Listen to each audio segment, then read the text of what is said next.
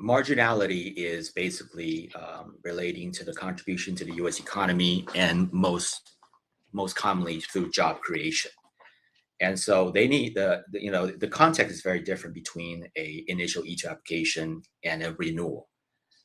With renewal, they're looking at what kind of job creation have you materialized, and it's not just about the number of employees. They're looking at holistically whether in totality your business has created meaningful jobs for the U.S. economy. So we got to consider not just the number of employees um, created or hired, but the type of wages and salaries, and whether they're full-time or part-time, and are they professional or minimum wage occupation, the total payroll for all the staff. We have to analyze all of that to determine whether meaningful jobs has been created. And hopefully they have been created during the initial E2 visa duration.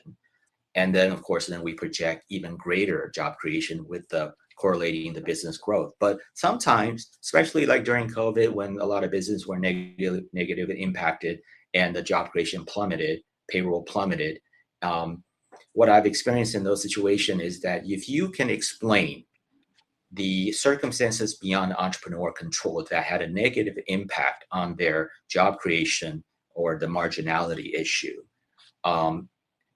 adjudicating officer typically will be understanding about that, because I've been practicing long enough where I've been through the dot-com bust in 2000 and the 2008 to 2012 global financial crisis and the COVID pandemic, where many of my clients suffer greatly during those periods of distress. What I've found is that adjudicating officers a lot of times are understanding and forgiving of declines due to factors beyond the client's control.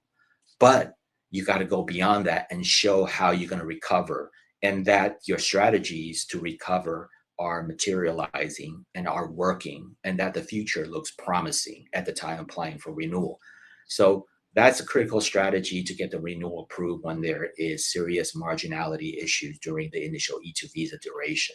On the other hand, if it's the first E2 application, it's a startup business, early stage, maybe you haven't hired anybody, maybe you haven't generated $1 revenue, maybe you haven't acquired a single client.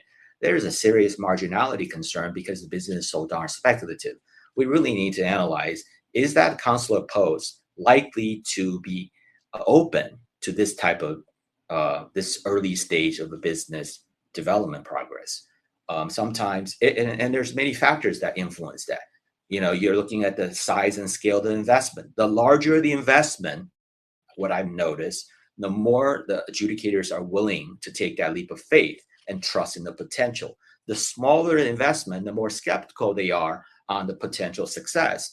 Thereby, you need to compensate for that skepticism by showing more business development progress, traction, and results. So it's a correlating effect.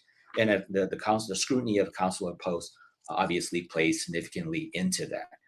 So the strategies are extensive, and it really needs to be customized according to unique circumstances of the client situation, as well as whether we're dealing with initial E2 or renewal, or are we doing a startup or acquisition of an existing business that is borderline marginal or already strongly performing.